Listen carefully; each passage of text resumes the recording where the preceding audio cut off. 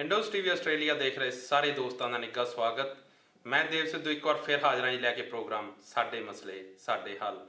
ਤੇ ਹਰ ਵਾਰ ਦੀ ਤਰ੍ਹਾਂ ਪ੍ਰੋਗਰਾਮ 'ਚ ਮੇਰਾ ਸਾਥ ਦੇ ਰਹੇ ਨੇ ਦਲਜੀਤ ਸਿੰਘ ਜੀ। ਸੋ ਸਭ ਤੋਂ ਪਹਿਲਾਂ ਉਹਨਾਂ ਦਾ ਸਵਾਗਤ ਕਰੀਏ, ਫਿਰ ਕਰਦੇ ਹਾਂ ਅਗਲੀ ਗੱਲਬਾਤ।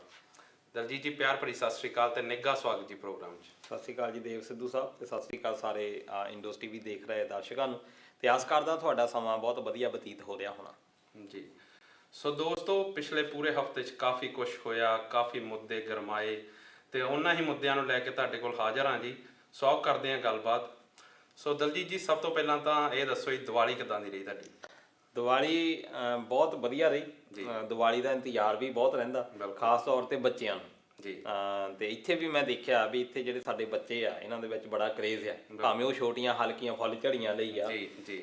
ਤੇ ਆਪਣਾ ਬਚਪਨ ਵੀ ਚੇਤੇ ਆਉਂਦਾ ਵੀ ਕਦੀ ਅਸੀਂ ਹੁੰਦੇ ਸੀ ਤੇ ਗਲਤੀਆਂ ਅਸੀਂ ਵੀ ਉਹ ਕਰਦੇ ਰਹੇ ਜਿਹਨਾਂ ਤੋਂ ਅਸੀਂ ਹੁਣ ਰੋਕਦੇ ਹਾਂ। ਆਲੂ ਪਟਾਕੇ, ਬੰਬ ਧਮਾਕੇ ਹਨਾ, ਤੇ ਕੁੱਕੜ ਮਾਰਕਾ, ਪਤਾ ਨਹੀਂ ਕੀ ਕੀ ਪਟਾਕੇ ਆਪਾਂ ਚਲਾਏ, ਹੱਥ 'ਚ ਫੜ ਫੜ ਕੇ ਚੜਾਏ ਜੀ। ਤੇ ਉਸ ਵੇਲੇ ਸ਼ਾਇਦ ਕਿਉਂਕਿ ਪੋਲੂਸ਼ਨ ਦਾ ਐਡਾ ਕੋਈ ਰੌਲਾ ਹੈ ਵੀ ਨਹੀਂ ਸੀ ਹਨਾ, ਤੇ ਉਦੋਂ ਤਾਂ ਇਹ ਹੁੰਦਾ ਸੀ ਵੀ ਕਿਹੜਾ ਜ਼ਿਆਦਾ ਜਿਹੜੇ ਪਟਾਕੇ ਚਲਾਉਂਦਾ ਜੀ। ਪਰ ਹੁਣ ਇਹ ਆ ਕਿ ਚਲੋ ਸਾਡੇ ਬੱਚੇ ਆ, ਉਹਨਾਂ ਨੂੰ ਭਾਵੇਂ ਕਿਸੇ ਵੀ ਤਰੀਕੇ ਦੇ ਨਾਲ ਉਹ ਚੀਜ਼ਾਂ ਨਹੀਂ ਮਿਲੀਆਂ, ਅਸੀਂ ਵਿਰਾਸਤ ਵਿੱਚ ਨਹੀਂ ਦੇ ਰਹੇ ਉਹ ਜਿਹੜੀਆਂ ਸਾਨੂੰ ਮਿਲ ਗਈਆਂ ਸੀ। ਤੇ ਪਰ ਜਿੱਦਾਂ ਹੁਣ ਆਪਣੇ ਇੱਥੇ ਗੁਰੂ ਘਰ ਵੀ ਬ੍ਰਿਸਬੇਨ ਦੇ ਵਿੱਚ ਆਪਾਂ ਦੇਖਿਆ ਵੀ ਕਿਸੇ ਗੁਰੂ ਘਰ ਦੇ ਵਿੱਚ ਦੀਪਮਾਲਾ ਜ਼ਰੂਰ ਹੋਈ ਆ, ਦੀਵੇ ਲਗਾਏ ਗਏ ਆ, ਮੋਮਬੱਤੀਆਂ ਲਗਾਈਆਂ ਗਈਆਂ, ਪਰ ਪਟਾਕੇ ਨਹੀਂ ਚਲਾਏ ਗਏ। ਇਹ ਵੀ ਬਹੁਤ ਵਧੀਆ ਗੱਲ ਹੈ, ਕਿਉਂਕਿ ਇੱਥੇ ਪਟਾਕੇ ਤੁਸੀਂ ਚਲਾ ਸਕਦੇ ਆ, ਕੌਂਸਲ ਦੀ ਪਰਮਿਸ਼ਨ ਦੀ ਉੱਦਾਂ ਲੋੜ ਹੁੰਦੀ ਆ, ਪਰ ਗੁਰਦੁਆਰਾ ਕਮੇਟੀਆਂ ਨੇ ਕਿਸੇ ਨੇ ਟਰਾਈ ਵੀ ਨਹੀਂ ਕੀਤਾ। ਇਹ ਬਹੁਤ ਵਧੀਆ ਗੱਲ ਆ ਕਿ ਪੋਲੂਸ਼ਨ ਚਾਹੇ ਕਿਤੇ ਵੀ ਆ, ਬਿਲਕੁਲ ਪੋਲੂਸ਼ਨ ਨੂੰ ਰੋਕਣਾ ਸਾਡਾ ਇਹ ਫਰਜ਼ ਆ ਜੀ। ਤੇ ਇਹ ਇੱਕ ਵਧੀਆ ਜਿਹੜੀ ਗੱਲ ਹੈਗੀ ਜੀ। ਇਸ ਤੇ ਮੈਂ ਗੱਲ ਕਰਨੀ ਚਾਹੁੰਦਾ ਕਿ ਭਾਰਤ ਜਿਵੇਂ ਐਰਕੀ ਜਿਹੜੀ ਦੀਵਾਲੀ ਆ, ਉਹ ਗ੍ਰੀਨ ਦੀਵਾਲੀ ਮਨਾਉਣ ਦੀ ਕਾਫੀ ਵੱਡੇ ਪੱਧਰ ਤੇ ਕੋਸ਼ਿਸ਼ ਕੀਤੀ ਗਈ, ਕਿਉਂਕਿ ਪਿਛਲੀ ਵਾਰ ਦੇ ਮੁਕਾਬਲੇ ਕਾਫੀ ਘੱਟ ਪਟਾਕੇ ਚੱਲੇ ਇਸ ਵਾਰ, ਜੋ ਕਿ ਚੰਗੇ ਸੰਕੇਤ ਆ। ਪਰ ਫਿਰ ਵੀ ਜਿਹੜਾ ਦਿੱਲੀ ਤੇ ਜਲੰਧਰ ਵਰਗੇ ਸ਼ਹਿਰ ਆ, ਉਸ ਵਿੱਚ ਜਿਹੜੇ ਦੀਵਾਲੀ ਤੋਂ ਅਗਲੇ 1-2 ਦਿਨ ਆ, ਉਹਦੇ ਵਿੱਚ ਜਿਹੜੀ ਏਅਰ ਕੁਆਲਿਟੀ ਉਹ ਕਾਫੀ ਮਾੜੀ ਦਰਜ ਕੀਤੀ ਗਈ ਜੀ। ਇਹਦਾ ਕੀ ਤੁਹਾਨੂੰ ਕਾਰਨ ਲੱਗਦਾ? ਇਹਦੇ ਵਿੱਚ ਜੇ ਅਸੀਂ ਦੇਖੀਏ ਵੀ ਇਹ ਪੋਲੂਸ਼ਨ ਦਾ ਪੱਧਰ ਉਦਣ ਜਿਹੜਾ ਦੀਵਾਲੀ ਵਾਲੇ ਦਿਨ ਦਾ, ਉਸ ਤੋਂ ਬਾਅਦ ਜਿਹੜੀ ਏਅਰ ਕੁਆਲਿਟੀ ਆ, ਏਅਰ ਕੁਆਲਿਟੀ ਇੰਡੈਕਸ ਆਪਾਂ ਉਹਨੂੰ ਕਹਿ ਦਿੰਦੇ ਆ, ਜਿਹੜਾ ਇਹ ਦੇਖਦਾ ਵੀ ਹਵਾ ਦੇ ਵਿੱਚ ਕੁਆਲਿਟੀ ਕਿੱਦਾਂ, ਉਹਦੇ ਵਿੱਚ ਦਿੱਲੀ ਦੁਨੀਆ ਦਾ ਸਭ ਤੋਂ ਪ੍ਰਦੂਸ਼ਿਤ ਸ਼ਹਿਰ ਸੀ। ਇਹ ਬੜੀ ਇੱਕ ਬੇਸ਼ਰਮੀ ਵਾਲੀ ਗੱਲ ਹੈ ਕਿ ਦੁਨੀਆ ਦਾ ਸਭ ਤੋਂ ਪ੍ਰਦੂਸ਼ਿਤ ਸ਼ਹਿਰ ਦਿੱਲੀ ਸੀ ਉਸ ਦਿਨ, ਭਾਰਤ ਦੀ ਰਾਜਧਾਨੀ ਜੀ, ਭਾਰਤ ਦੀ ਰਾਜਧਾਨੀ। ਤੇ ਉਹਦੀ ਜਿਹੜੀ ਕੁਆਲਿਟੀ ਸੀ ਉਹ .426 ਸੀ, ਬਿਲਕੁਲ 426 ਜੀ ਹਨਾ। ਤੇ ਜਿਹੜਾ ਆਪਣਾ ਜਲੰਧਰ ਸੀ, ਜਿਹਨੂੰ ਆਪਾਂ ਕਹਿ ਦਿੰਦੇ ਹਾਂ, ਜਿਹਨੂੰ ਕੇਜਰੀਵਾਲ ਸਾਹਿਬ ਵੀ ਉਹਦਾ ਕਈ ਵਾਰੀ ਦੋਸ਼ ਲਾ ਚੁੱਕੇ ਵੀ ਧੂੰਆਂ ਇੱਧਰੋਂ ਆਉਂਦਾ, ਵੀ ਪੰਜਾਬੀਆਂ ਦੇ ਅਸੀਂ ਸਦਕੇ ਜਾਂਦੇ ਹਾਂ ਵੀ ਉੱਥੇ ਦੀ ਉਸ ਦਿਨ ਜਿਹੜੀ ਕੁਆਲਿਟੀ ਸੀ ਉਹ .210 ਸੀ, ਯਾਨੀ 210 ਜੀ। ਤੇ ਕਿੱਥੇ ਜਾਣੀ ਅੱਧੀ ਦਿੱਲੀ ਨਾਲੋਂ ਅੱਧੀ ਸੀ ਜਲੰਧਰ ਦੀ। ਤੇ ਇਹਦੇ ਲਈ ਪੰਜਾਬੀ ਜਿਹੜੇ ਵਧਾਈ ਦੇ ਪਾਤਰ ਵੀ ਆ ਕਿ ਇਹ ਜਿਹੜੇ ਗ੍ਰੀਨ ਦੀਵਾਲੀ ਜਿਹੜੀ ਮਨਾਈ ਗਈ ਆ, ਇਹਦੇ ਵਿੱਚ ਬੱਚਿਆਂ ਦਾ ਬਹੁਤ ਵੱਡਾ ਯੋਗਦਾਨ ਜੀ। ਤੁਸੀਂ ਫੇਸਬੁੱਕ ਤੇ ਵੀ ਦੇਖਿਆ ਹੋਣਾ, ਤੇ ਮੇਰੇ ਦੋਸਤ ਕਾਫੀ ਟੀਚਰ ਹੈਗੇ ਆ, ਉਹਨਾਂ ਨੇ ਕਿਹਾ ਵੀ ਅਸੀਂ ਰੈਲੀਆਂ ਕੱਢੀਆਂ। ਟੀਚਰਾਂ ਨੂੰ ਵੀ ਸਲਾਮ ਹੈ ਕਿ ਉਹਨਾਂ ਨੇ ਆਪਣੇ ਬੱਚਿਆਂ ਨੂੰ ਇਹ ਗੱਲਾਂ ਦੱਸੀਆਂ, ਕਿਉਂਕਿ ਬੱਚੇ ਜਦੋਂ ਜਿੱਦ ਕਰਦੇ ਆ ਫਿਰ ਘਰ ਦੇ ਲਿਆਉਂਦੇ ਆ, ਬੱਚੇ ਚਲਾਉਂਦੇ ਆ। ਮੈਨੂੰ ਲੱਗਦਾ ਵੀ ਕੋਈ ਵੱਡੇ ਸਿਆਣੇ ਨਹੀਂ ਚਲਾਉਂਦੇ ਹੈਗੇ, ਬੱਚਿਆਂ ਦੇ ਵਿੱਚ ਜ਼ਿਆਦਾ ਕਰੇਜ਼ ਹੁੰਦਾ ਪਟਾਕਿਆਂ ਦਾ। ਜਦੋਂ ਸਕੂਲ ਵਿੱਚ ਇਹ ਸਿੱਖਿਆ ਮਿਲਦੀ ਗਈ ਆ ਵੀ ਅਸੀਂ ਜਿਹੜਾ ਆ ਪਟਾਕੇ ਰੋਕਣੇ ਆ, ਉਹ ਗਲੀਆਂ ਦੇ ਵਿੱਚ ਘੁੰਮਦੇ ਆ ਰੋਕਣ ਦੇ ਲਈ, ਉਹ ਬੱਚਿਆਂ ਦੇ ਵਿੱਚ ਇੱਕ ਜਿਹੜੀ ਇਹਨਾਂ ਦੀ ਚੀਜ਼ ਹੁੰਦੀ ਆ, ਕੌਨਸ਼ੀਅਸਨੈਸ ਜਿਹੜੀ ਚੀਜ਼ ਹੁੰਦੀ ਆ, ਉਹ ਫਿਰ ਕਹਿੰਦੀ ਆ ਵੀ ਨਹੀਂ ਹੁਣ ਆਪਾਂ ਇਹ ਚੀਜ਼ ਨਹੀਂ ਕਰਨੀ। ਉਹ ਬੱਚਿਆਂ ਨੇ ਨਹੀਂ ਕੀਤੀ ਤੇ ਇਹਦੇ ਲਈ ਉਹ ਵਧਾਈ ਦੇ ਪਾਤਰ ਆ। ਤੇ ਆਉਣ ਵਾਲੇ ਦਿਨਾਂ 'ਚ ਭਾਵੇਂ ਇਹਨਾਂ ਦਿਨਾਂ ਦੇ ਵਿੱਚ ਪਰਾਲੀ ਵੀ ਸਾੜਨ ਦੇ ਬਹੁਤ ਸਾਰੇ ਕੇਸ ਸਾਹਮਣੇ ਆਏ, ਯਾਨੀ ਆਪਾਂ ਕਹਿ ਨਹੀਂ ਸਕਦੇ ਜਿਹੜਾ ਇਹ 210 ਆਇਆ ਇਹਦੇ ਵਿੱਚ ਪਟਾਕਿਆਂ ਦਾ ਯੋਗਦਾਨ ਹੈ, ਉਹਦੇ ਵਿੱਚ ਪਰਾਲੀ ਦਾ ਵੀ ਯੋਗਦਾਨ ਜਿਹੜਾ ਹੈਗਾ। ਇਸ ਕਰਕੇ ਜਿਹੜੇ ਹੁਣ ਪਰਾਲੀ ਜਾਲਦੇ ਆ, ਬੱਚਿਆਂ ਨੇ ਤਾਂ ਪਹਿਲ ਕਰ ਲਈ ਆ, ਹੁਣ ਜਿਹੜੇ ਪਰਾਲੀ ਸਿਆਣੇ ਜਾਲਦੇ ਆ, ਇਸ ਕਰਕੇ ਉਹਨਾਂ ਨੂੰ ਵੀ ਪਹਿਲ ਜਿਹੜੀ ਆ ਜ਼ਰੂਰ ਕਰਨੀ ਚਾਹੀਦੀ ਆ। ਤੇ ਇੱਕ ਮੈਂ ਪੰਜਾਬੀ ਜਾਂ ਇੰਡੀਅਨ ਨੂੰ ਪੁੱਛਿਆ ਬਈ ਆਪਾਂ ਨੂੰ ਯਾਰ ਵਧੀਆ ਆ ਤਾਂ ਇਹ ਹੈਗਾ ਵੀ ਜਲੰਧਰ ਦਾ ਇੱਦਾਂ ਹੋਇਆ ਬਈ ਦਿੱਲੀ ਜਿਹੜੀ ਆ ਉਹ ਨੰਬਰ 1 ਹੋ ਗਈ ਪ੍ਰਦੂਸ਼ਿਤ ਸ਼ਹਿਰ। ਉਹਦਾ ਐਕਸਕਿਊਜ਼ ਇਹ ਸੀ, ਕਹਿੰਦਾ ਯਾਰ ਫੇਰ ਕੀ ਗੱਲ ਹੋਈ ਆ, ਪਾਕਿਸਤਾਨ ਵਾਲੇ ਵੀ ਤਾਂ ਦੂਜੇ ਨੰਬਰ ਤੇ ਆ, ਲਾਹੌਰ ਵਾਲੇ ਹਨਾ, ਪਾਕਿਸਤਾਨ ਤੋਂ ਪਿੱਛੇ ਨਹੀਂ ਹੈ। ਜਾਣੀ ਇਸ ਕਰਕੇ ਅਸੀਂ ਮਾੜੀਆਂ ਚੀਜ਼ਾਂ ਦੇ ਵਿੱਚ ਵੀ ਕੰਪੈਰੀਜ਼ਨ ਜਿਹੜਾ ਆ ਕੋਈ ਨਾ ਕੋਈ ਐਕਸਕਿਊਜ਼ ਜਿਹੜਾ ਆ ਦੇ ਦਿੰਦੇ ਆ, ਇਹ ਮਾੜੀ ਗੱਲ ਆ। ਪਰ ਫੇਰ ਵੀ ਸਾਰੇ ਇੰਡੋਸ ਟੀਵੀ ਦੇ ਦਰਸ਼ਕਾਂ ਨੂੰ ਦੀਵਾਲੀ ਦੀਆਂ ਬਹੁਤ ਬਹੁਤ ਮੁਬਾਰਕਾਂ ਤੇ ਆਸ ਕਰਦੇ ਹਾਂ ਵੀ ਇਹ ਦੀਵਾਲੀ ਦਾ ਤਿਉਹਾਰ ਜਿਹੜਾ ਤੁਹਾਡਾ ਬਹੁਤ ਵਧੀਆ ਰਿਹਾ ਹੋਣਾ ਜੀ ਗ੍ਰੀਨ ਦੀਵਾਲੀ ਦੇ ਨਾਲ। ਜੀ ਬਿਲਕੁਲ। ਸੋ ਜਿਸ ਤਰ੍ਹਾਂ ਚਾਹੇ ਮਤਲਬ ਪੱਧਰ ਕਾਫੀ ਮਾੜਾ ਸੀਗਾ ਕਈ ਜਿੱਦਾਂ ਦਿੱਲੀ ਵਰਗੇ ਸ਼ਹਿਰਾਂ ਦਾ, ਪਰ ਫਿਰ ਵੀ ਇਹ ਇੱਕ ਗੱਲ ਇਹ ਜਿਹੜੇ ਸਟੈਪ ਬਹੁਤ ਵਧੀਆ ਚੁੱਕੇ ਗਏ, ਜਿੱਦਾਂ ਤੁਸੀਂ ਦੱਸਿਆ ਕਿ ਅਧਿਆਪਕਾਂ ਵੱਲੋਂ ਰੈਲੀਆਂ ਕੱਢੀਆਂ ਗਈਆਂ, ਆਪਣੇ ਬੱਚਿਆਂ ਨੂੰ ਅਵੇਅਰ ਕੀਤਾ ਗਿਆ। ਸੋ ਉਮੀਦ ਕਰਦੇ ਹਾਂ ਕਿ ਅਗਲੀ ਵਾਰ ਇਸ 'ਚ ਹੋਰ ਵੀ ਵਧੀਆ ਇਸ ਤਰੀਕੇ ਨਾਲ ਹੋਊਗਾ ਕਿ ਜਿਹੜੇ ਪਟਾਕਿਆਂ ਦੀ ਜਿਹੜੀ ਆ ਪ੍ਰਦੂਸ਼ਣ ਉਹ ਹੋਰ ਘਟੂਗਾ ਤੇ ਜਿਹੜੀ ਆਪਣਾ ਵਾਤਾਵਰਨ ਹੈ ਹੋਰ ਚੰਗਾ ਮਤਲਬ ਸਾਹ ਲੈਣ ਜੋਗਾ ਹੋਊਗਾ। ਜੀ ਬਿਲਕੁਲ। ਸੋ ਦਲਜੀਤ ਜੀ, ਇਸ ਤੋਂ ਬਾਅਦ ਮੈਂ ਜਿਹੜੀ ਗੱਲ ਕਰਨੀ ਚਾਹੁੰਦਾ ਜੀ OCI ਬਾਰੇ। ਜਿਹੜਾ ਜ਼ਿਆਦਾਤਰ NRIs ਹੁੰਦੇ ਆ ਜਿਹੜੇ ਕਿ ਅਮਰੀਕਾ, ਕੈਨੇਡਾ, ਆਸਟ੍ਰੇਲੀਆ ਵਰਗੇ ਦੇਸ਼ਾਂ ਦੇ ਸਿਟੀਜ਼ਨ ਹੁੰਦੇ ਆ, ਉਹਨਾਂ ਚੋਂ ਜ਼ਿਆਦਾਤਰ NRIs ਵੱਲੋਂ OCI ਕਾਰਡ ਯਾਨੀ ਕਿ Overseas citizens of India the card apply ਕੀਤਾ ਜਾਂਦਾ ਤਾਂ ਜੋ ਇੰਡੀਆ ਨੂੰ ਜਾਣ ਵੇਲੇ ਦੁਬਾਰਾ ਵੀਜ਼ਾ ਨਾ ਅਪਲਾਈ ਕਰਨਾ ਪਵੇ। ਸੋ ਬਟ ਪਿਛਲੇ ਕਾਫੀ ਸਮੇਂ ਤੋਂ ਇੱਦਾਂ ਦੀਆਂ ਕਾਫੀ ਖਬਰਾਂ ਆਈਆਂ ਕਿ ਜਿਹੜੇ OCI ਕਾਰਡ ਹੋਲਡਰਸ ਆ ਉਹਨਾਂ ਨੂੰ 에ਅਰਪੋਰਟਸ ਤੇ ਕਾਫੀ ਮੁਸ਼ਕਲਾਂ ਦਾ ਸਾਹਮਣਾ ਕਰਨਾ ਪਿਆ, ਇੱਥੋਂ ਤੱਕ ਕਿ ਕਈ ਵਾਰ ਤਾਂ ਉਹਨਾਂ ਨੂੰ ਆਪਣੀ ਫਲਾਈਟ ਵੀ ਬੋਰਡ ਨਹੀਂ ਕਰਨ ਦਿੱਤੀ ਜਾਂਦੀ। ਸੋ ਥੋੜਾ ਤਾਂ ਪਹਿਲਾਂ ਇਹ ਜਾਣਕਾਰੀ ਦਿਓ ਕਿ ਇਹ ਮੁਸ਼ਕਲਾਂ ਆਉਂਦੀਆਂ ਕਿਉਂ ਤੇ ਇਹ ਤੋਂ ਬਚਣ ਲਈ ਕਰਨਾ ਕੀ ਚਾਹੀਦਾ? ਮੁਸ਼ਕਲਾਂ ਸਿੱਧੂ ਸਾਹਿਬ ਇਸੇ ਕਰਕੇ ਆਉਂਦੀਆਂ ਕਿ ਅਸੀਂ ਉਸ ਚੀਜ਼ ਦੇ ਬਾਰੇ ਅਵੇਅਰ ਨਹੀਂ ਹੁੰਦੇ ਜੀ। ਅਸੀਂ OCI ਜਦੋਂ ਅਪਲਾਈ ਕਰਦੇ ਹਾਂ, ਅਸੀਂ ਜਿੱਦਾਂ ਹੁਣ ਤੁਸੀਂ ਕਿਹਾ ਵੀ ਬਾਰ-ਬਾਰ ਵੀਜ਼ਾ ਅਪਲਾਈ ਨਾ ਕਰਨਾ ਪਵੇ, ਓਵਰ ਜਿਹੜਾ ਇਹ OCI ਆ ਜੀ ਇਹ ਕਦੀ ਐਕਸਪਾਇਰ ਨਹੀਂ ਹੁੰਦਾ, ਇਹ ਪੂਰੀ ਉਮਰ ਦਾ ਹੈ। ਇਸੇ ਭੁਲੇਖੇ ਦੇ ਵਿੱਚ ਅਸੀਂ ਰਹਿ ਜੀਦਾ ਕਿ ਅਸੀਂ ਇਹ ਤਾਂ ਸਾਰੀ ਉਮਰ ਦੇ ਤੋਂ ਚੇਂਜ ਕਰਾਉਣ ਦੀ ਲੋੜ ਹੀ ਨਹੀਂ। ਨੋ ਡਾਊਟ ਇਹ ਹੈਗਾ ਇਦਾਂ ਹੀ ਆ, ਪਰ ਦੂਜੇ ਪਾਸੇ ਜਿਹੜਾ ਆਸਟ੍ਰੇਲੀਆ ਜਾਂ ਅਮਰੀਕਾ ਦਾ ਜਾਂ ਕੈਨੇਡਾ ਦਾ ਜਾਂ ਬ੍ਰਿਟੇਨ ਦਾ ਜਿੱਥੇ ਦਾ ਵੀ ਤੁਸੀਂ ਪਾਸਪੋਰਟ ਸਾਡੇ ਕੋਲ ਹੈਗਾ ਉਹ ਤਾਂ 10 ਸਾਲਾਂ ਬਾਅਦ ਐਕਸਪਾਇਰਡ ਹੋ ਜਾਂਦਾ। ਅਸੀਂ ਲੋਕ ਇਹ ਨਹੀਂ ਜਾਣਦੇ ਕਿ ਜਿਹੜਾ ਸਾਡੇ ਪਾਸਪੋਰਟ ਦਾ ਨੰਬਰ ਆ ਉਹ OCI ਦੇ ਉੱਤੇ ਵੀ ਆ ਜੀ। OCI ਦਾ ਜਿਹੜਾ ਨੰਬਰ ਆ ਉਹ ਸਾਡੇ ਪਾਸਪੋਰਟ ਦੇ ਨਾਲ ਜਿਹੜਾ ਆ ਉਹ ਮਿਲਾਨ ਹੋਣਾ ਚਾਹੀਦਾ। ਜੇ ਉਹਦੇ ਵਿੱਚ ਮਿਲਾਨ ਨਹੀਂ ਹੁੰਦਾ ਦੈਟ ਮੀਨਸ ਕਿ OCI ਤਾਂ ਜਾਨੀ ਇੱਕ ਵੀਜ਼ਾ ਆ ਜੀ। OCI ਭਾਵੇਂ ਉਹ ਦੇਖਣ ਨੂੰ ਪਾਸਪੋਰਟ ਵਰਗਾ ਲੱਗਦਾ ਪਰ ਉਹ ਹੁੰਦਾ ਇੱਕ ਵੀਜ਼ਾ ਆ। ਉਹ ਜਦੋਂ ਅਟੈਚ ਨਹੀਂ ਹੁੰਦਾ ਪਾਸਪੋਰਟ ਦੇ ਨਾਲ ਤੇ ਉਹਦੇ ਨਾਲ ਫਿਰ ਉਹ ਜਿਹੜੀਆਂ 에ਅਰਪੋਰਟ ਦੇ ਉੱਤੇ ਇਮੀਗ੍ਰੇਸ਼ਨ ਅਥਾਰਟੀਜ਼ ਹੈਗੀਆਂ ਆ ਉਹ ਕਈ ਵੀ ਬੋਰਡ ਨਹੀਂ ਹੋਣ ਦਿੰਦੀਆਂ। ਇਹ ਲਾਅ ਕਹਿੰਦਾ ਇਹਦੇ ਵਿੱਚ ਉਹਨਾਂ ਦੀ ਗਲਤੀ ਨਹੀਂ, ਇਹ ਸਾਡੀ ਅਵੇਅਰਨੈਸ ਦੀ ਘਾਟ ਹੈ ਜੀ। ਹੁਣ ਬੱਚਿਆਂ ਦੇ ਇੱਕ ਸਮੱਸਿਆ ਇਹ ਆ ਜਾਂਦੀ ਆ ਵੀ ਜਿਹੜੇ ਬੱਚਿਆਂ ਦੇ ਪਾਸਪੋਰਟ ਬਣਦੇ ਉਹ ਬਣਦੇ 5 ਸਾਲ ਦੇ ਕਿਉਂਕਿ ਉਹਨਾਂ ਦੀ ਜਿਹੜੀ ਆ ਜੇ ਉਹ ਡਿਵੈਲਪ ਕਰ ਰਹੇ ਹੁੰਦੇ ਆ ਉਹ 5 ਸਾਲਾਂ ਬਾਅਦ ਇਹ ਸਮਝਦੇ ਆ ਵੀ ਉਹਨਾਂ ਦੀ ਸ਼ਕਲ ਸੂਰਤ ਬਦਲ ਜਾਂਦੀ। ਅਡਲਟ ਬੰਦੇ ਦਾ 10 ਸਾਲ ਦਾ ਬਣਦਾ। ਹੁਣ ਉਹ ਬੱਚਿਆਂ ਦਾ 5 ਸਾਲਾਂ ਇਹਦਾ ਮਤਲਬ ਇਹ ਆ ਚਾਹੇ ਉਹਨਾਂ ਦੀ ਵੀ OCI ਬਣੀ ਆ ਉਹਦੇ ਲਈ ਵੀ ਸਾਨੂੰ ਜਿਹੜਾ ਆ 5 ਸਾਲਾਂ ਬਾਅਦ ਜਿਹੜੀ ਆ ਉਹਦੇ ਵਿੱਚ ਦਰਜ ਕਰਵਾਉਣਾ ਪੈਣਾ। ਇਸ ਕਰਕੇ ਬੜਾ ਸੌਖਾ ਜਿਹਾ ਕੰਮ ਹੈਗਾ। ਤੁਸੀਂ ਜਦੋਂ ਵੀ ਪਾਸਪੋਰਟ ਆਪਣਾ ਨਵਾਂ ਕਰਵਾਉਂਦੇ ਹੋ ਰੀਨਿਊ ਕਰਵਾਉਂਦੇ ਹੋ ਨਾਲ ਦੀ ਨਾਲ OCI ਜਿਹੜੀ ਆ ਉਹ ਵੀ ਤੁਸੀਂ ਉਹਦੇ ਵਿੱਚ ਨਾ ਕਰਵਾਉਣ ਦੇ ਲਈ ਉਹ ਸੇਮ ਪ੍ਰੋਸੀਜਰ ਹੈਗਾ ਜਿੱਦਾਂ ਆਪਾਂ ਨਵਾਂ ਬਣਾਈ ਦਾ ਆਨਲਾਈਨ ਤੁਸੀਂ ਜਾ ਸਕਦੇ ਹੋ ਤੇ ਉੱਥੇ ਜਾ ਕੇ ਤੁਸੀਂ ਜਿਹੜਾ ਆਪਣੇ ਜਿਹੜੇ ਨਵੇਂ ਪਾਸਪੋਰਟ ਆ ਉਹਦੇ ਜਿਹੜੇ ਨੰਬਰ ਆ ਉਹਦੇ ਉੱਤੇ ਜ਼ਰੂਰ ਦਰਜ ਕਰਵਾਓ, ਫਿਰ ਕੋਈ ਸਮੱਸਿਆ ਦਾ ਹੈ ਨਹੀਂ। ਇਸ ਭੁਲੇਖੇ ਵਿੱਚ ਨਾ ਰਹੋ ਕਿ OCI ਜਿਹੜੀ ਆ ਕਦੀ ਵੀ ਐਕਸਪਾਇਰ ਨਹੀਂ ਹੋਣੀ। OCI ਜਿਹੜੀ ਆ ਤੁਹਾਡੇ ਪਾਸਪੋਰਟ ਦੇ ਨਾਲ ਜਿਹੜੀ ਆ ਅਟੈਚ ਹੋਣੀ ਚਾਹੀਦੀ ਆ। OCI ਦੇ ਉੱਤੇ ਤੁਹਾਡੀ ਪਾਸਪੋਰਟ ਦਾ ਨੰਬਰ ਜਿਹੜਾ ਹੋਣਾ ਚਾਹੀਦਾ।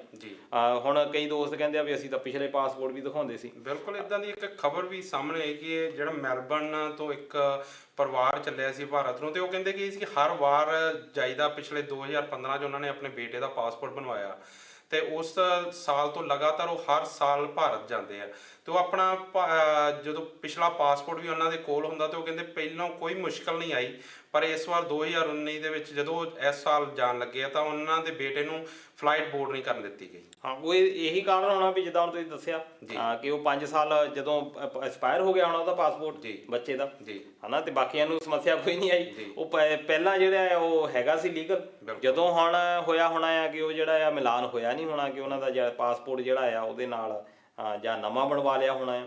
ਇਸ ਕਰਕੇ ਇਹਦੇ ਵਿੱਚ ਆਪਾਂ ਜੇ ਕਹਿ ਦਈਏ ਵੀ ਅਥਾਰਟੀਜ਼ ਵਾਲੇ ਤੰਗ ਕਰਦੇ ਤਾਂ ਸਿੱਧਾ ਜਿਹਾ ਰੂਲ ਹੈਗਾ। ਇਸ ਕਰਕੇ ਜਿੰਨੇ ਵੀ OCI ਹੋਲਡਰ ਹੈਗੇ ਆ ਉਹ ਆਪਣੇ ਜਦੋਂ ਵੀ ਪਾਸਪੋਰਟ ਚੇਂਜ ਕਰਵਾਉਂਦੇ ਆ ਨਾਲ ਦੀ ਨਾਲ OCI ਜਿਹੜੀ ਆ ਜ਼ਰੂਰ ਅਪਲਾਈ ਕਰਨ ਦੁਬਾਰਾ ਤੋਂ। ਸੋ ਦੋਸਤੋ ਇਹ ਗੱਲ ਬਹੁਤ ਧਿਆਨ ਮੰਗਦੀ ਆ ਕਿਉਂਕਿ ਆਪਣੇ 'ਚ ਜ਼ਿਆਦਾਤਰ ਜਿੰਨੇ ਵੀ NRIs ਆਪਣੇ ਦੋਸਤ ਆ ਉਹ ਤਕਰੀਬਨ OCI ਕਾਰਡ ਅਪਲਾਈ ਕਰਦੇ ਆ। ਸੋ ਜਦੋਂ ਵੀ ਤੁਹਾਡਾ ਜਿਹੜਾ ਪਾਸਪੋਰਟ ਹੈ ਉਹ ਰੀਨਿਊ ਹੁੰਦਾ ਆ ਜਾਂ ਤੁਹਾਡੇ ਬੱਚੇ ਦਾ ਰੀਨਿਊ ਹੁੰਦਾ ਆ ਤਾਂ ਮੇਕ ਸ਼ੋਰ ਕਿ ਤੁਸੀਂ ਉਹ ਜਿਹੜਾ ਨਵਾਂ ਪਾਸਪੋਰਟ ਦਾ ਨੰਬਰ ਆ ਉਹ OCI ਨਾਲ ਮੈਚ ਜ਼ਰੂਰ ਕਰਵਾਓ ਤਾਂ ਜੋ ਤੁਹਾਨੂੰ ਕੋਈ ਵੀ ਆਪਣੀ ਫਲਾਈਟ ਬੋਰਡ ਕਰਨ ਜਾਂ ਕਿਸੇ ਵੀ ਤਰ੍ਹਾਂ ਦੀ ਕੋਈ ਮੁਸ਼ਕਲ ਨਾ ਆਵੇ। ਜੀ ਸੋ ਦਲਜੀਤ ਜੀ ਜਿਹੜੀ ਅਗਲੀ ਗੱਲ ਮੈਂ ਕਰਨੀ ਚਾਹੁੰਦਾ ਉਹ ਹੈ ਕਿ ਅਮਰੀਕਾ ਵੱਲੋਂ ਪਿਛਲੇ ਦਿਨੀ ਇੱਕ ਆਪਰੇਸ਼ਨ ਕੀਤਾ ਗਿਆ ਜਿਸ ਦੇ ਤਹਿਤ ਜਿਹੜੀ ਹੁੰਦੀ ਅੱਤਵਾਦੀ ਜਥੇਬੰਦੀ ISIS, ਉਸ ਦੇ ਮੁਖੀ ਜਿਹੜਾ ਅਬੂ ਬਕਰ ਅਲ ਬਗਦਾਦੀ, ਉਸ ਨੂੰ ਮੌਤ ਦੇ ਘਾਟ ਉਤਾਰਨ ਦੀ ਪੁਸ਼ਟੀ ਕੀਤੀ ਗਈ। ਸੋ ਜਿਹੜਾ ਬਗਦਾਦੀ ਉਹ ਸ਼ਖਸ ਹੈ ਜਿਹੜਾ ਹਜ਼ਾਰਾਂ ਬੇਕਸੂਰ ਜਾਨਾਂ ਦੇ ਲੈਣ ਲਈ ਜ਼ਿੰਮੇਵਾਰ ਸਮਝਿਆ ਜਾਂਦਾ। ਸੋ ਥੋੜੀ ਇਹ ਜਾਣਕਾਰੀ ਦਿਓ ਕਿ ਪੂਰਾ ਆਪਰੇਸ਼ਨ ਨੂੰ ਅੰਜਾਮ ਕਿੱਦਾਂ ਦਿੱਤਾ ਗਿਆ। ਸਭ ਤੋਂ ਪਹਿਲਾਂ ਆਪਾਂ ਦੱਸ ਦਈਏ ਵੀ ਉਸਾਮਾ ਬਿਨ ਲਦੀਨ ਜਦੋਂ ਮਾਰਿਆ ਗਿਆ ਐਬਟਾਬਾਦ ਦੇ ਵਿੱਚ, ਪਾਕਿਸਤਾਨ ਦੇ ਵਿੱਚ, ਤੇ ਐਬਟਾਬਾਦ ਦੇ ਵਿੱਚ ਜਿਹੜਾ ਪਾਕਿਸਤਾਨੀ ਫੌਜ ਦਾ ਜਿਹੜਾ ਹੈੱਡਕੁਆਟਰ ਸੀ ਉਹਦੇ ਬਿਲਕੁਲ ਨੇੜੇ ਪੈਂਦਾ ਸੀ ਜੀ। ਬੜਾ ਵਧੀਆ ਸੇਫ ਆਪਣੇ ਆਪ ਨੂੰ ਸਮਝਦਾ ਸੀ ਬਿਲਕੁਲ। ਪਰ ਉਦੋਂ ਨੀਲ ਕਮਾਂਡੋ ਸੀ ਜਿਹੜੇ ਆ ਅਮਰੀਕਾ ਦੇ ਗਏ ਆ, ਸੀਲ ਨੀਲ ਕਮਾਂਡੋ ਜਿਹੜੇ ਆ ਨੇਵੀ ਦੇ ਬੰਦੇ ਹੈਗੇ ਆ, ਤੇ ਉਹਨਾਂ ਨੇ ਜਿਹੜਾ ਆਪਰੇਸ਼ਨ ਕੀਤਾ ਬਿਲਕੁਲ ਉਸੇ ਤਰ੍ਹਾਂ ਦਾ ਆਪਰੇਸ਼ਨ ਹੋਇਆ ਸੀ। ਉਹਦੇ ਵਿੱਚ ਇਹ ਸੀ ਕਿ ਜਿਹੜਾ ਓਬਾਮਾ ਜਿਹੜੇ ਰਾਸ਼ਟਰਪਤੀ ਸੀ ਉਸ ਵੇਲੇ, ਉਹਨਾਂ ਨੇ ਲਾਈਵ ਦੇਖਿਆ ਸੀ ਕਿ ਲਾਈਵ ਕਿੱਦਾਂ ਹੋਇਆ ਸੀ। ਹੁਣ ਅਜੇ ਤੱਕ ਇਹ ਤਾਂ ਦੱਸਿਆ ਨਹੀਂ ਵੀ ਟਰੰਪ ਸਾਹਿਬ ਨੇ ਇਹ ਆਪਰੇਸ਼ਨ ਵੀ ਲਾਈਵ ਦੇਖਿਆ ਜਾਂ ਨਹੀਂ, ਪਰ ਇਹਦੇ ਵਿੱਚ ਉਹ ਜਿਹੜੇ ਸੀਲ ਕਮਾਂਡੋਸ ਨਹੀਂ ਵਰਤੇ ਗਏ, ਇਸ ਵਾਰ ਡੈਲਟਾ ਕਮਾਂਡੋਸ ਜਿਹੜੇ ਆ ਉਹ ਵਰਤੇ ਗਏ। ਇਹ ਵੀ ਜਿਹੜੀ ਅੱਤਵਾਦ ਵਿਰੋਧੀ ਦਸਤਾ ਜਿਹੜਾ ਆ ਅਮਰੀਕਾ ਦਾ, ਇਹ ਬਣਾਇਆ ਗਿਆ। ਕੋਈ 70 ਦੇ ਕਰੀਬ ਕਮਾਂਡੋਸ ਨੇ ਇਹਦੇ ਵਿੱਚ ਭਾਗ ਲਿਆ। ਅਲ ਬਗਦਾਦੀ ਦੇ ਉੱਤੇ 176 ਕਰੋੜ ਰੁਪਏ ਦਾ ਜਿਹੜਾ ਇਨਾਮ ਸੀ। ਕਾਫੀ ਇਹ ਲੜੀਂਦਾ ਸੀ ਕਿਉਂਕਿ ਕਾਫੀ ਇਹ ISI ਨੂੰ ਜਿਹੜਾ ਆ ਪ੍ਰਮੋਟ ਕਰ ਰਿਹਾ ਸੀ, ਇਹਨੇ ਬਣਾਇਆ ਸੀ। ਬਹੁਤ ਜ਼ਿਆਦਾ ਧਾਰਮਿਕ ਸੀ, ਜਨੂਨੀ ਸੀ, ਤੇ PhD ਉਹਦਾ ਕੀਤੀ ਹੋਈ ਸੀ ਆਪਣੇ ਧਰਮ ਦੇ ਮਸਲੇ ਦੇ ਉੱਤੇ। ਇਸ ਕਰਕੇ ਇਹਨੇ ਜਦੋਂ ISI ਜਿਹੜਾ ਸੀਰੀਆ ਦੇ ਵਿੱਚ ਇਸਲਾਮਿਕ ਸਟੇਟ ਦੀ ਗੱਲ ਕੀਤੀ ਆ, ਉਹਦੇ ਵਿੱਚ ਇਹਦਾ ਕਾਫੀ ਯੋਗਦਾਨ ਜਿਹੜਾ ਆ ਅਮਰੀਕਾ ਮੰਨਦਾ ਸੀ। ਪਰ ਜਦੋਂ ਦਾ ਅਮਰੀਕਾ ਨੇ ਇਹਦੇ ਉੱਤੇ ਕਾਰਵਾਈ ਵੀ ਕੀਤੀ ਆ, ਸੀਰੀਆ ਦੇ ਵਿੱਚ ਹਾਲਾਤ ਵੀ ਤੁਸੀਂ ਦੇਖੇ ਅੱਜ ਕੱਲ੍ਹ ਕਿੱਦਾਂ ਦੇ ਬਣੇ ਹੋਏ ਆ, ਉਹਦੇ ਤੋਂ ਬਾਅਦ ਇਹਨਾਂ ਨੇ ਡਿਕਲੇਅਰ ਕਰ ਦਿੱਤਾ, ਅਮਰੀਕਾ ਇਹ ਮੰਨਦਾ ਆ ਵੀ ਹੁਣ ਇਸਲਾਮਿਕ ਸਟੇਟ ਜਿਹੜਾ ਆ ਉਹਦੇ ਵਿੱਚ ਇਹਨਾਂ ਦਾ ਕੋਈ ਵੀ ਬੰਦਾ ਬਚਿਆ ਨਹੀਂ, ਤੇ ਇਹ ਲੁਕ ਰਿਹਾ ਸੀ। ਹੁਣ ਐਲਦਿਸ਼ ਜਿਹੜਾ ਸੀਰੀਆ ਦਾ ਇੱਕ ਸਟੇਟ ਹੈਗਾ, ਉਹਦੇ ਵਿੱਚ ਇੱਕ ਪਿੰਡ ਆ ਬਾਰਿਸ਼ਾ ਦੇ ਵਿੱਚ ਰਾਤ ਨੂੰ ਇਹਨਾਂ ਨੇ ਜਿਹੜਾ ਉਹ ਅਟੈਕ ਕੀਤਾ, ਤੇ ਅਟੈਕ ਦੇ ਵਿੱਚ ਇੱਕ ਗੁਫਾਨੁਮਾ ਬੰਕਰਨੁਮਾ ਜਿਹੜਾ ਆ ਘਰ ਇਹਨੇ ਬਣਾਇਆ ਹੋਇਆ ਸੀ, ਉਹਦੇ ਵਿੱਚ ਇਹ ਗਿਆ। ਜਦੋਂ ਦੇਖਿਆ ਵੀ ਹੁਣ ਮੇਰੀ ਬਚਣ ਦਾ ਕੋਈ ਰਾਹ ਹੈ ਨਹੀਂ, ਇਹਨੇ ਆਪਣਾ ਤੇ ਆਪਣੇ ਪਤਨੀ ਤੇ ਆਪਣੇ ਜਿਹੜੇ ਬੱਚੇ ਆ ਸਾਰਿਆਂ ਨੂੰ ਜਿਹੜੇ ਬੰਬ ਧਮਾਕੇ ਦੇ ਨਾਲ ਉਡਾ ਲਿਆ ਬਗਦਾਦੀ। ਪਰ ਹੁਣ ਇੱਥੇ ਚੱਕਰ ਇਹ ਆ ਕਿ ਵੈਸੇ ਤਾਂ ਬਹੁਤ ਸ਼ਬਦ ਵਰਤੇ ਆ ਕਿ ਅਸੀਂ ਇਹਨੂੰ ਜਿਹੜਾ ਆ ਮਾਰ ਦਿੱਤਾ ਆ। ਟਰੰਪ ਨੇ ਵੀ ਕਾਫੀ ਜਿਹੜੀ ਅਗਰੈਸਿਵ ਬੋਲੀ ਆ ਕਿ ਅਸੀਂ ਜਿਹੜਾ ਇਹਨੂੰ ਮਾਰ ਦਿੱਤਾ, ਹੁਣ ਜਿਹੜਾ ਕਿਸੇ ਤਰ੍ਹਾਂ ਦਾ ਡਰ ਨਹੀਂ। ਪਰ ਅਸਲ ਦੇ ਵਿੱਚ ਕੀ ਹੁੰਦਾ ਕਿ ਇੱਕ ਬੰਦਾ ਮਰ ਜਾਂਦਾ, ਪਰ ਉਹ ਜਿਹੜੀ ਇੱਕ ਚਿੰਤਨ ਛੱਡ ਗਿਆ ਕਿ ਉਹ ਜਿਹੜੇ ਲੜਾਕੇ ਆ। ਜੇ ਆਪਾਂ ਇਹਦੇ ਵਿੱਚ ਮੈਂ ਇਹ ਜ਼ਰੂਰ ਕਹਾਂਗਾ ਕਿ ਅਮਰੀਕਾ ਵੈਸੇ ਕ੍ਰੈਡਿਟ ਲੈ ਰਿਹਾ ਬਗਦਾਦੀ ਨੂੰ ਮਾਰਨ ਦੇ, ਪਰ ISI ਨੂੰ ਮਾਰਨ ਦੇ ਵਿੱਚ ਜਾਂ ਖਤਮ ਕਰਨ ਦੇ ਵਿੱਚ ਕੁਰਦਾਂ ਦਾ ਬਹੁਤ ਵੱਡਾ ਯੋਗਦਾਨ। ਕੁਰਦਾਂ ਦੇ ਨਾਲ ਜਿਹੜਾ ਵਿਵਹਾਰ ਤੁਸੀਂ ਦੇਖਿਆ ਹੀ, ਆਪਾਂ ਪਿਛਲੇ ਪ੍ਰੋਗਰਾਮਾਂ ਦੇ ਵਿੱਚ ਗੱਲ ਕੀਤੀ ਆ ਕਿ ਤੁਰਕੀ ਨੇ ਕਿਹੋ ਜਿਹਾ ਜਿਹੜਾ ਵਿਵਹਾਰ ਕੀਤਾ ਉਹਨਾਂ ਦੇ ਨਾਲ। ਅਸਲੀ ਲੜਾਈ ਉਹਨਾਂ ਨੇ ਲੜੀ ਆ, ਕੁਰਦਾਂ ਨੇ। ਨੋ ਡਾਊਟ ਅਮਰੀਕਾ ਨੇ ਜਿਹੜਾ ਆ ਕਾਫੀ ਸਪੋਰਟ ਉਹਨਾਂ ਦੀ ਕੀਤੀ ਆ, ਪਰ ਐਂਡ ਆਫ ਦਾ ਡੇ ਜਿਹੜਾ ਕੀ ਹੋਇਆ। ਦੂਜੇ ਪਾਸੇ ਇਰਾਨ ਨੇ ਇਹਦੇ ਉੱਤੇ ਇਹ ਗੱਲ ਕਹੀ ਆ ਵੀ ਬਣਾਇਆ ਵੀ ਤਾਂ ਤੁਸੀਂ ਸੀ, ਜੇ ਮਾਰ ਦਿੱਤਾ। ਇਹ ਸੇਮ ਗੱਲ ਉਸਾਮਾ ਬਿਨ ਲਾਦਨ ਤੇ ਵੀ ਢੱਕਦੀ ਸੀ ਕਿ ਜਿਹੜਾ ਬਣਾਇਆ ਵੀ ਤੁਸੀਂ ਸੀ ਤੇ ਅੱਜ ਮਾਰ ਦਿੱਤਾ, ਇਹਦੇ ਨਾਲ ਦੂਜਿਆਂ ਨੂੰ ਕੀ ਫਰਕ ਪਿਆ? ਤੁਸੀਂ ਪੈਦਾ ਕੀਤਾ ਸੀ, ਤੁਹਾਨੂੰ ਹੀ ਨੁਕਸਾਨ ਕਰ ਗਿਆ, ਤੁਸੀਂ ਖਤਮ ਕਰ ਦਿੱਤਾ। ਬਗਦਾਦੀ ਦੇ ਨਾਲ ਵੀ ਬਿਲਕੁਲ ਇਦਾਂ ਦਾ ਹੀ ਆ ਕਿ ਅਮਰੀਕਾ ਇਦਾਂ ਦੇ ਜਨੂਨੀਆਂ ਨੂੰ ਪਹਿਲਾਂ ਸ਼ਹਿ ਦਿੰਦਾ, ਜਦੋਂ ਉਹਨਾਂ ਤੋਂ ਕੰਮ ਨਿਕਲ ਜਾਂਦਾ, ਆਪਣੇ ਆਪ ਨੂੰ ਖਤਰਾ ਸਮਝਦੇ ਆ, ਫਿਰ ਇਦਾਂ ਜਿਹੜਾ ਆ ਖਤਮ ਕਰ ਦਿੰਦੇ ਆ। ਦੂਜੇ ਪਾਸੇ ਪਾਕਿਸਤਾਨ ਦਾ ਬਿਆਨ ਵੀ ਇੱਥੇ ਧਿਆਨਯੋਗ ਇਹ ਹੈਗਾ ਆ, ਉਹ ਕਹਿੰਦੇ ਆ ਵੀ ਕੋਈ ਪੁਸ਼ਟੀ ਨਹੀਂ ਹੈਗੀ ਵੀ ਉਹੀ ਬੰਦਾ ਮਰਿਆ। ਭਾਵੇਂ ਅਮਰੀਕਾ ਇਹ ਦਾਅਵਾ ਕਰ ਰਿਹਾ ਵੀ ਅਸੀਂ DNA ਟੈਸਟ ਕੀਤਾ ਉਹਦਾ, ਇਹ ਬਗਦਾਦੀ ਸੀ ਜਿਹੜਾ ਮਰਨ ਵਾਲਾ ਆ। ਪਰ ਇਹ ਕਿਉਂ ਇਦਾਂ ਗਿਆ ਪਾਕਿਸਤਾਨ ਨੇ ਵੀ ਇਹਦੇ ਉੱਤੇ ਹੋ ਸਕਦਾ? ਕਿਉਂਕਿ 2014 ਦੋ ਵਾਰੀ 2015 ਦੇ ਵਿੱਚ, ਅਪ੍ਰੈਲ ਦੇ ਵਿੱਚ ਵੀ ਤੇ ਅਕਤੂਬਰ ਦੇ ਵਿੱਚ ਵੀ, ਤੇ 2016 ਦੇ ਵਿੱਚ ਇਹ ਖਬਰਾਂ ਆਉਂਦੀਆਂ ਰਹੀਆਂ ਵੀ ਬਗਦਾਦੀ ਮਰ ਗਿਆ। ਤੇ ਹਰ ਵਾਰੀ ਇਹ ਹੁੰਦਾ ਰਿਹਾ, ਕਿਸੇ ਵੇਲੇ ਜਿੱਦਾਂ 2015 ਦੇ ਵਿੱਚ ਹੋ ਗਿਆ ਵੀ ਹਵਾਈ ਫੌਜ ਦਾ ਹਮਲਾ ਹੋਇਆ ਤੇ ਉਹਦੇ ਵਿੱਚ ਜਿਹੜਾ ਹੈ ਜ਼ਖਮੀ ਹੋਇਆ, ਕੁਛ ਦਿਨ ਹਸਪਤਾਲ ਰਿਹਾ ਤੇ ਫੇਰ ਮਰ ਗਿਆ। 2014 ਵਿੱਚ ਵੀ ਇਦਾਂ ਹੀ ਗੱਲ ਹੋਈ, 2015 ਅਕਤੂਬਰ ਵਿੱਚ ਵੀ ਇਦਾਂ ਹੀ ਗੱਲ ਹੁੰਦੀ ਆ। 2016 ਦੇ ਵਿੱਚ ਕਹਿੰਦੇ ਵੀ ਇਹ ਇੱਕ ਕਾਫਲੇ ਦੇ ਵਿੱਚ ਜਾਂਦਾ ਸੀ, ਅਸੀਂ ਹਵਾਈ ਹਮਲਾ ਕੀਤਾ, ਉਹ ਕਾਫਲੇ ਦੇ ਵਿੱਚ ਬਗਦਾਦੀ ਮਾਰ ਦਿੱਤਾ। ਪਰ ਕੁਛ ਦਿਨਾਂ ਦੇ ਬਾਅਦ ਜਿਹੜਾ ਪਤਾ ਲੱਗਾ ਵੀ ਉਹ ਜਿਹੜਾ ਉਸ ਕਾਫਲੇ ਦੇ ਵਿੱਚ ਹੈ ਹੀ ਨਹੀਂ ਸੀ। 2014 ਦੇ ਵਿੱਚ ਜਦੋਂ ਮਰਿਆ ਨਵੰਬਰ ਦੇ ਵਿੱਚ ਮਰਦਾ, ਥੋੜੇ ਦਿਨਾਂ ਬਾਅਦ ਸਤੰਬਰ 'ਚ ਮਰਦਾ, ਨਵੰਬਰ ਦੇ ਵਿੱਚ ਆਪਣੀ ਇੱਕ ਆਈਡੀਓ ਜਿਹੜੀ ਆ ਰਿਲੀਜ਼ ਕਰਦਾ, ਉਹਦੇ ਵਿੱਚ ਕਹਿ ਰਿਹਾ ਵੀ ਮੈਂ ਤਾਂ ਜੀਂਦਾ ਆ, ਹਨਾ। ਇਸ ਕਰਕੇ ਉਹ ਕਹਿੰਦੇ ਵੀ ਕੋਈ ਪੁਸ਼ਟੀ ਨਹੀਂ ਹੈਗੀ, ਹੋ ਸਕਦਾ ਹੈ ਵੀ ਥੋੜੇ ਦਿਨਾਂ ਬਾਅਦ ਬਗਦਾਦੀ ਫੇਰ ਆ ਕੇ ਕਹਿ ਦੇਵੇ ਵੀ ਮੈਂ ਤਾਂ ਜੀਂਦਾ ਆ। ਪਰ ਕਈ ਵਾਰੀ ਸਿੱਧੂ ਸਾਹਿਬ ਇਦਾਂ ਵੀ ਹੁੰਦੀ ਆ ਕਿ ਰਿਕਾਰਡ ਕਰਕੇ ਰੱਖ ਲਏ ਹੁੰਦੇ ਮੈਸੇਜ, ਕਿਉਂਕਿ ਇੱਥੇ ਆਈਡੀਓ ਚੱਲਦੀ ਆ ਕਿ ਮੈਂ ਤਾਂ ਜੀਂਦਾ ਆ, ਤਾਂ ਕਿ ਜਿਹੜੇ ਲੜਾਕੇ ਜਿਹੜੇ ਲੜ ਰਹੇ ਹੁੰਦੇ ਆ ਉਹਨਾਂ ਦਾ ਮਨੋਬਲ ਨਾ ਟੁੱਟਣ ਦਿੱਤਾ ਜਾਵੇ। ਪਰ ਦੂਜੇ ਪਾਸੇ ਇਹ ਆ ਕਿ ਕੀ ਬਗਦਾਦੀ ਹੋਰ ਪੈਦਾ ਨਹੀਂ ਹੋਣ ਦੇਣਗੇ ਜਿਹੋ ਜਿਹੇ ਹਾਲਾਤ ਬਣ ਰਹੇ ਆ।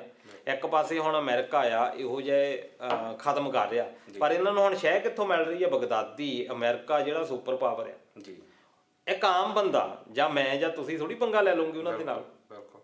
ਉਹ ਕਿੱਦਾਂ ਪੰਗਾ ਲਈ ਜਾ ਰਹੇ? ਆਈਐਸ ਇੰਨਾ ਤਾਕਤਵਰ ਹੋ ਕਿੱਦਾਂ ਗਿਆ ਬਿਨਾਂ ਕਿਸੇ ਦੀ ਸ਼ਹਿ ਤੋਂ?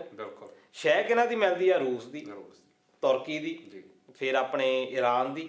ਇਹ ਸਾਰੇ ਜਿਹੜੇ ਦੇਸ਼ ਆ ਕੀ ਹੁਣ ਬਾਕੀ ਹੋਰ ਜਿਹੜੀਆਂ ਇਹਨਾਂ ਦੇ ਲੜਾਕੇ ਹੈਗੇ ਆ ਕੀ ਉਹ ਸ਼ਹਿ ਨਹੀਂ ਦੇਣਗੇ?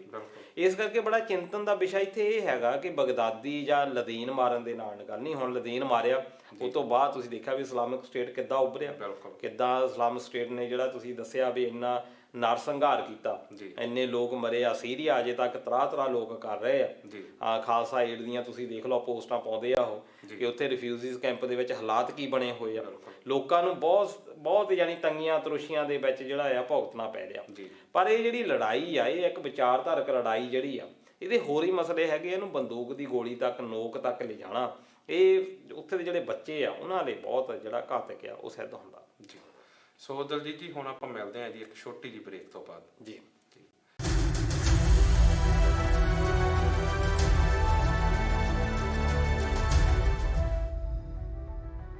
ਸੋ ਦੋਸਤੋ ਇੱਕ ਵਾਰ ਫਿਰ ਸਵਾਗਤ ਹੈ ਜੀ ਪ੍ਰੋਗਰਾਮ ਸਾਡੇ ਮਸਲੇ ਸਾਡੇ ਹੱਲ।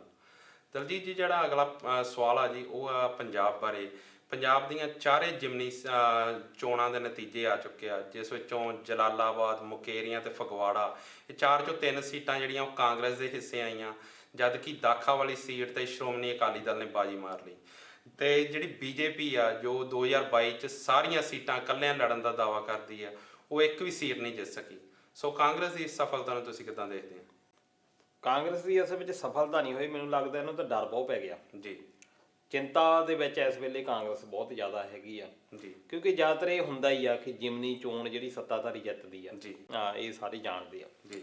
ਪਰ ਇੱਥੇ ਹੁਣ ਬੀਜੇਪੀ ਦਾ ਨਾ ਜਿੱਤਣਾ ਜੀ ਇਹ ਬਹੁਤ ਵੱਡੀ ਗੱਲ ਹੋ ਗਈ। ਇਹਦੇ ਨਾਲੋਂ ਚਾਹੀਦਾ ਇਹ ਸੀ ਵੀ ਇੱਕ ਅੱਧੀ ਸੀਟ ਇਹ ਜੇ ਹਨਾ ਭਾਜਪਾ ਨੂੰ ਜਿਤਾ ਦਿੰਦੇ ਜੀ, ਸ਼ਾਇਦ ਇਹਨਾਂ ਨੇ ਈਜ਼ੀ ਹੋ ਜਾਣਾ ਸੀ ਜੀ।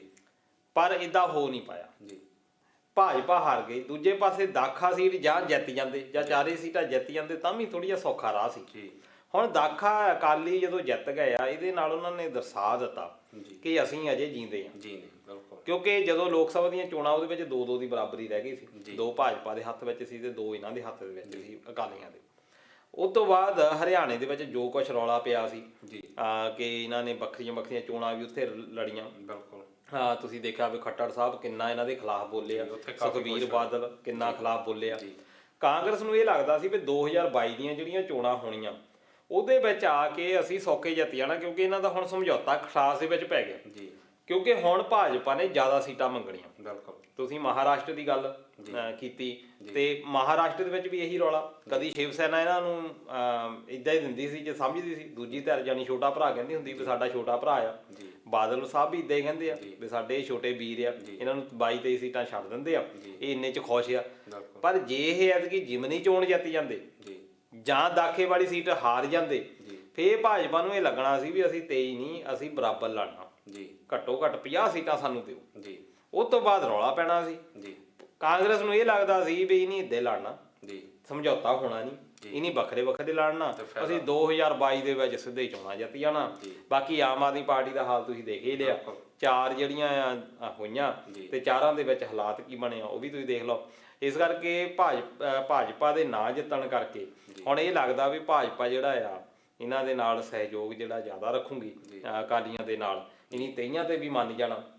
ਉਹ ਇੱਕ ਤਰ੍ਹਾਂ ਨਾਲ ਉਹਨੇ ਆਪਣੇ ਰੂਟ ਦੇਖ ਲੈ। ਹੁਣ ਕਾਂਗਰਸ ਨੂੰ ਇਹ ਹੋ ਗਿਆ ਵੀ ਹੁਣ ਜਿਹੜੀ 2022 ਦੇ ਲਈ ਹੁਣ ਸਾਨੂੰ ਕੰਮ ਕਰਨਾ ਜਿਹੜਾ ਆ ਉਹ ਥੋੜੇ ਜ਼ਿਆਦਾ ਪੈਣਾ, ਜੰਗ ਮੁਸ਼ਕਲ ਹੋ ਗਈ। ਬਿਲਕੁਲ। ਸੋ ਦਲਜੀਤ ਜੀ ਜਿੱਦਾਂ ਤੁਸੀਂ ਬੀਜੇਪੀ ਦੀ ਗੱਲ ਕੀਤੀ ਤੇ ਮੈਂ ਚਾਹੁੰਦਾ ਕਿ ਆਪਾਂ ਹਰਿਆਣੇ ਦਾ ਤੇ ਮਹਾਰਾਸ਼ਟਰ ਦੀ ਵੀ ਗੱਲ ਕਰਦੇ ਚੱਲੀਏ, ਕਿ ਜਿਹੜੇ ਹਰਿਆਣੇ 'ਚ ਬੀਜੇਪੀ ਨੇ ਦੁਸ਼ਯੰਤ ਚੌਟਾਲਾ ਨੂੰ ਡਿਪਟੀ ਸੀਐਮ ਦੀ ਕੁਰਸੀ ਦਾ ਲਾਲਚ ਦਿੱਤਾ ਤੇ ਗੱਠਜੋੜ ਵਾਲੀ ਸਰਕਾਰ ਬਣਾ ਲਈ। ਪਰ ਜਿਹੜੀ ਮਹਾਰਾਸ਼ਟਰ ਹੈ ਉਹਦੇ ਵਿੱਚ ਇਹ ਬਹੁਤ ਕਸੂਤੀ ਫਸ ਗਈ, ਕਿਉਂਕਿ ਜਿਹੜੀ ਸ਼ਿਵ ਸੈਨਾ ਆ ਉਹਦੇ ਵੱਲੋਂ ਵੀ ਹੁਣ ਇਹੀ ਮੰਗ ਕੀਤੀ ਜਾ ਰਹੀ ਆ ਕਿ ਜਿਹੜੀ ਡਿਪਟੀ ਸੀਐਮ ਦੀ ਕੁਰਸੀ ਆ ਉਹ ਸ਼ਿਵ ਸੈਨਾ ਮੰਗ ਰਹੀ ਆ। ਤੁਸੀਂ ਕਿੱਦਾਂ ਦੇਖਦੇ ਹੋ? ਦੇਖੋ, ਦੁਸ਼ਯੰਤ ਚੌਟਾਲਾ ਨੂੰ ਜੇ ਸਿੱਧਾ ਹੀ ਮੰਨ ਗਏ ਜੀ, ਉਹਦਾ ਮੰਨਣ ਦਾ ਕਾਰਨ ਇਹ ਆ ਵੀ ਉਹਨਾਂ ਤੋਂ ਉਹ ਤੋਂ ਬਗੈਰ ਵੀ ਸਰਕਾਰ ਬਣਾ ਸਕਦੇ ਆ। ਬਾਕੀ ਆਜ਼ਾਦ ਵੀ ਇਹਨਾਂ ਦੇ ਕੋਲ ਆ, ਗੋਪਾਲ ਕਾਂਡਾ ਇਹਨਾਂ ਨੂੰ ਬਿਨਾਂ ਸ਼ਰਤ ਜਿਹੜਾ ਆ ਸਮਰਥਨ ਵੀ ਦੇ ਰਿਹਾ, ਉਹ ਕੋਈ ਸ਼ਰਤ ਹੀ ਨਹੀਂ ਰੱਖ ਰਿਹਾ। ਜੀ ਬਿਲਕੁਲ। ਗੋਪਾਲ ਕਾਂਡਾ ਤੁਸੀਂ ਜਾਣਦੇ ਹੋਣੇ ਆ ਵੀ ਉਹ ਕੇਸਾਂ ਦੇ ਵਿੱਚ ਫਸਿਆ ਹੋਇਆ, ਬਿਲਕੁਲ ਕਾਫੀ ਬਦਨਾਮ, ਉਹਦਾ ਵਿਰੋਧ ਜਿਹੜਾ ਬਹੁਤ ਕੀਤਾ ਇਹਨਾਂ ਨੇ ਪਹਿਲੀਆਂ ਦੇ ਵਿੱਚ। ਇਸ ਕਰਕੇ ਇੱਕ ਵਿਚਾਰਧਾਰਕ ਤੌਰ ਦੇ ਉੱਤੇ ਬੀਜੇਪੀ ਨੇ ਪਹਿਲਾਂ ਇਹ ਕਰ ਦਿੱਤਾ ਵੀ ਅਸੀਂ ਗੋਪਾਲ ਕਾਂਡਾ ਦੇ ਨਾਲ ਕੋਈ ਸਮਝੌਤਾ ਨਹੀਂ ਰੱਖਣਾ ਜੀ, ਭਾਵੇਂ ਇਹ ਸਾਨੂੰ ਡਿੱਗੇ ਚਾਹੇ ਕੁਛ ਵੀ ਕਰੇ ਜੀ, ਸਾਨੂੰ ਸਮਰਥਨ ਦੇਵੇ ਜਾਂ ਨਾ ਦੇਵੇ ਜੀ। ਇਸ ਕਰਕੇ ਇਹਨਾਂ ਨੇ ਦੁਸ਼ਯੰਤ ਚੌਟਾਲਾ ਨੂੰ ਸਿੱਧਾ ਹੀ ਮਨਾ ਲਿਆ ਜੀ, ਜਾਂ ਕਹਿ ਲਓ ਵੀ ਉਹਦੀ ਗੱਲ ਮੰਨ ਲੈ ਵੀ ਤੂੰ ਆਪਣੇ ਜੋ ਬਣਾਉਣੇ ਆ ਠੀਕ ਆ, ਵੀ ਅਸੀਂ ਆਪਣਾ ਜਿਹੜਾ ਸਰਕਾਰ ਆ ਉਹ ਬਣਾ ਲਈ। ਕਿਉਂਕਿ ਅਸਲੀ ਜਿਹੜੀ ਚੀਜ਼ ਆ ਉਹ ਇਹੀ ਹੈਗੀ ਆ ਵੀ ਅਸੀਂ ਜਿਹੜਾ ਮੁੱਖ ਮੰਤਰੀ ਬਣਾਉਣਾ, ਮੁੱਖ ਮੰਤਰੀ ਸਾਡਾ ਹੋਊਗਾ, ਉਪ ਮੁੱਖ ਮੰਤਰੀ ਬਣਦਾ। ਹੁਣ ਤਾਂ ਉਦੋਂ ਕੰਮ ਕਰਨਾ ਜਦੋਂ ਮੁੱਖ ਮੰਤਰੀ ਹੋਊਗਾ। ਮੁੱਖ ਮੰਤਰੀ ਮਨੋਹਰ ਖੱਟਰ ਉਹਨਾਂ ਦਾ ਕਿਹੜਾ ਕੋਈ ਪਰਿਵਾਰ ਆ, ਛੜੇ ਬੰਦੇ ਆ ਤੇ ਉਹਨਾਂ ਨੇ ਆਰਾਮ ਨਾਲ ਕੰਮ ਕਰੀ ਜਾਣਾ, ਕੋਈ ਛੁੱਟੀ ਲੈਣੀ ਨਹੀਂ ਮੋਦੀ ਸਾਹਿਬ ਵਾਂਗੂ। ਦੂਜੇ ਪਾਸੇ ਜਿਹੜਾ ਸ਼ਿਵ ਸੈਨਾ ਆ ਉਹ ਇਕੱਲਾ ਹੀ ਉਪ ਮੁੱਖ ਮੰਤਰੀ ਤੇ ਨਹੀਂ ਰੈਡੀ। ਵੈਸੇ ਇੱਕ ਗੱਲ ਆ, ਬੀਜੇਪੀ ਸਰਦਾਰੀ ਜਿਹੜੀ ਉਹ ਛੜਿਆਂ ਦੀ ਆ ਨਾ, ਮੋਦੀ ਸਾਹਿਬ ਦੀ ਵੀ ਕਹਿ ਛੜਿਆਂ ਦੀ, ਉਹ ਫਿਰ ਫੁੱਲ ਟਾਈਮ ਵਰਕਰ ਹੈਗੇ ਆ। ਹਾਂਜੀ, ਜੋਗੀ ਸਾਹਿਬ ਆ, ਪਹਿਲਾਂ ਅਟਲ ਬਿਹਾਰੀ ਵਾਜਪੇਈ ਸਾਹਿਬ ਦੀ ਭਾਈ, ਬਿਲਕੁਲ ਛੜਿਆਂ ਦੀ ਸਰਦਾਰੀ। ਉਮਾ ਭਾਰਤੀ ਤੁਸੀਂ ਦੇਖ ਲਓ, ਇੱਕ ਵੈਂਕਟੇਸ਼ ਆਪਣੇ ਲక్ష్ਮੀਬਾਬੂ ਨਾਇਡੂ ਹੁੰਦੇ ਹੁੰਦੀ, ਤੇ ਕਾਫੀ ਜਿਹੜੇ ਇਹਨਾਂ ਦੇ ਬੰਦੇ ਜਿਹੜੇ ਆ ਉਹ ਇਦਾਂ ਹੈਗੇ ਆ ਜਿਹੜੇ ਡੈਡੀਕੇਟਡ ਆ ਪਹਿਲੀਆਂ ਤੋਂ ਹੀ। ਹੁਣ ਦੂਜੇ ਪਾਸੇ ਜਿਹੜਾ ਮਹਾਰਾਸ਼ਟਰ ਦੀ ਆਪਾਂ ਗੱਲ ਕਰ ਲਈਏ, ਮਹਾਰਾਸ਼ਟਰ ਦੇ ਵਿੱਚ ਉਹ 50-50 ਦੀ ਗੱਲ ਕਰ ਰਹੇ ਆ ਵੀ ਤੁਸੀਂ 2.5 ਸਾਲ ਸਾਨੂੰ, ਸਾਡਾ ਮੁੱਖ ਮੰਤਰੀ 2.5 ਸਾਲ ਤੁਹਾਡਾ, ਬਿਲਕੁਲ ਇਹ ਨਹੀਂ ਐਕਸੈਪਟ ਕਰ ਰਹੇ ਜੀ। ਫਿਰ ਇਹ ਕਹਿ ਰਹੇ ਆ ਵੀ ਉਪ ਮੁੱਖ ਮੰਤਰੀ ਮੈਨੂੰ ਲੱਗਦਾ ਵੀ ਬੀਜੇਪੀ ਈਜ਼ੀ ਦੇ ਸਕਦੀ ਉਹਨਾਂ ਨੂੰ ਵੀ ਜੇ ਉੱਥੇ ਤੱਕ ਟਿਕਣ, ਕਿਉਂਕਿ ਜਿਹੜਾ ਆ ਸ਼ਿਵ ਸੈਨਾ ਆ ਉਹ ਕਿਸੇ ਵੇਲੇ ਅਕਾਲੀ ਦਲ ਵਾਂਗੂ ਵੱਡੀ ਢੇਰੀ ਸੀ ਜੀ, ਹੁਣ ਉਹ ਦੂਜੇ ਨੰਬਰ ਤੇ ਆ ਗਿਆ। ਪਿਛਲੀਆਂ ਚੋਣਾਂ ਦੇ ਵਿੱਚ ਇਕੱਲੇ ਆਪਣੀ ਸਰਕਾਰ ਬਣਾ ਲਈ ਇਹਨਾਂ ਨੇ। ਇਸ ਕਰਕੇ ਇਹਨਾਂ ਨੇ ਇਹ ਲੱਗਦਾ ਆ ਵੀ ਭਾਵੇਂ ਹੋਰ ਸ਼ਾਇਦ ਅਲਟਰਨੇਟਿਵ ਇਹਨਾਂ ਕੋਲ ਰਹਿਣਾ ਨਹੀਂ, ਸ਼ਿਵ ਸੈਨਾ ਨੇ ਵੀ ਐਂਡ ਆਫ ਦਾ ਡੇ ਇਹੀ ਕਹਿ ਦੇਣਾ ਵੀ ਚਲੋ ਸਰਕਾਰ ਬਣਾ ਲਓ, ਕੁਛ ਸਮਝੌਤੇ ਜਿਹੜੇ ਹੋ ਸਕਦੇ ਆ। ਪਰ 50-50 ਵਾਲਾ ਜਿਹੜਾ ਅਜੇ ਰਵੱਈਆ ਆ ਇਹ ਸ਼ਾਇਦ ਅਜੇ ਥੋੜਾ ਜਿਹਾ ਮਹਿੰਗਾ ਜਿਹੜਾ ਆ ਪੈ ਸਕਦਾ ਭਾਜਪਾ ਨੂੰ ਜੀ। ਦਲਜੀਤ ਜੀ, ਜਿਹੜਾ ਅੱਜ ਦਾ ਆਖਰੀ ਸਵਾਲ ਆ ਉਹ ਮੈਂ ਕਰਨਾ ਚਾਹੁੰਦਾ ਨਰਿੰਦਰ ਮੋਦੀ ਬਾਰੇ। ਜਿਹੜੇ ਨਰਿੰਦਰ ਮੋਦੀ ਉਹ ਪਿਛਲੇ ਦਿਨੀ ਸਾਊਦੀ ਅਰਬ ਦੇ ਵਿੱਚ ਜਿਹੜੇ ਗਲੋਬਲ ਸਮਿਟ ਆ ਉਹਦੇ ਵਿੱਚ ਗਏ, ਜਿਸ ਤੋਂ ਬਾਅਦ ਉਹਦੇ ਕਾਫੀ ਚੰਗੇ ਸਿੱਟੇ ਨਿਕਲੇ ਉਸ ਦੌਰੇ ਦੇ, ਕਿਉਂਕਿ ਸਾਊਦੀ ਅਰਬ ਜਿਹੜਾ ਉਹ $100 ਅਰਬ ਨਿਵੇਸ਼ ਕਰਨ ਜਾ ਰਿਹਾ ਭਾਰਤ ਵਿੱਚ। ਸੋ ਮੈਂ ਪੁੱਛਣਾ ਇਹ ਚਾਹੁੰਦਾ ਜੀ ਕਿ ਜਿਹੜਾ ਸਾਊਦੀ ਅਰਬ ਵੱਲੋਂ ਪਾਕਿਸਤਾਨ ਨੂੰ ਦਰਕਿਨਾਰ ਕਰਕੇ ਭਾਰਤ ਵੱਲ ਵੱਧ ਰਹੀ ਨੇੜਤਾ ਨੂੰ ਤੁਸੀਂ ਕਿੱਦਾਂ ਦੇਖਦੇ ਹੋ?